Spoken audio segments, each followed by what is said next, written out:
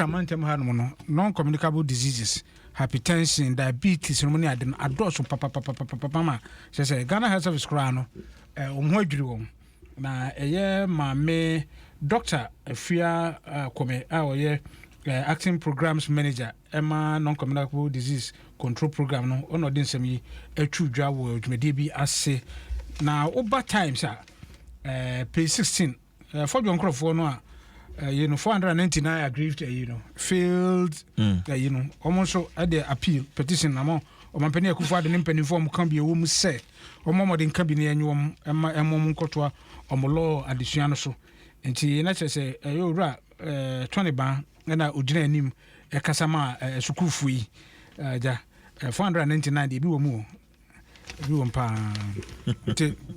Ghanaian Times, dear Yabobo Bosso. No naba graphic nso aja ya kan na adwuma sem so na TUC e dey ka sei owura Dr. Anthony Yaban eso so kire say wo hwese de yenya adwuma unemployment rate no cost ro ne se ne aye na aye adeso akase amoman no nti ese mpenifo hwe no ka ho bi bo so hwe mu afia bia no esukufo graduates a oba mu no eye mpema he 900,000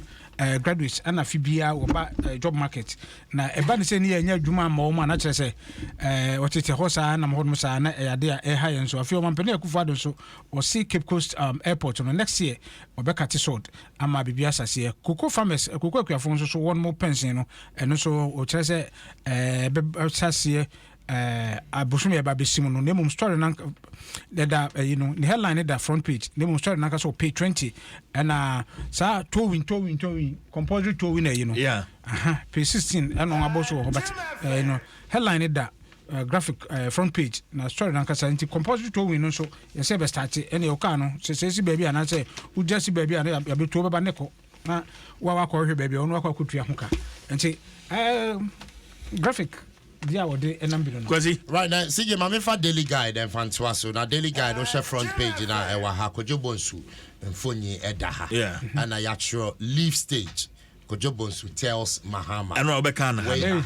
and interview na right Kojobonsu and page 3 of the daily guide that captured fantastic and see offer daily guide obetumi read this okay all right adumonline.com and so near ewo Shatawale breaks silence on gun attack and adumonline.com so and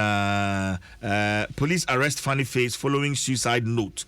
threat to kill baby mama and also adumonline.com details ni na no benya bi na wahwe Ghana Police K9 unit lets dogs out and I mean phone social media me hu kramai pa kramai ne K9 me mate bi K9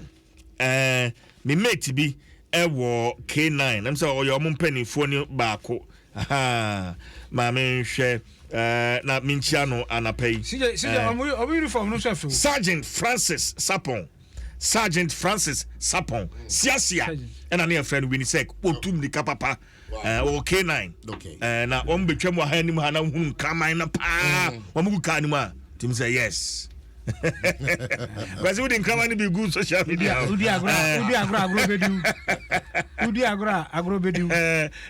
so Facebook and the go hono ayo adaroma or the crama na praise for no crama no ebi no de egu hono ye ka K9 na adum online so o pictures no gu hono bibre ehu so ti K9 for no me crama no e ma wo mu what uniform no so fata papa e bowom kama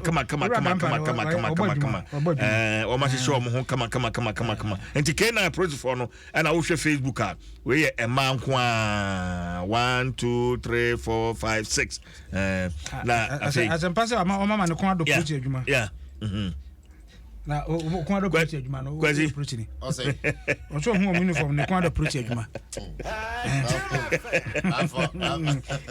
o mo uniform na fe K9 man no o mu krankrama man ona say man no na ayo ade o man den egu Facebook Emma no na you ade omo egu Facebook kraman do mo ya no mo gel kakra no mo na musa na agozi na wo sra na wonwe bavo enkata no we we I don't person pamiana Titia. But for Red One, I did a bonkata na posto de brain. And fast Dynamo Star Assurance, your solid partner. CBG, we stand with you. Vodafone, together we can. Access Bank, more than banking. Latex from your partner for life. My Life Insurance Company.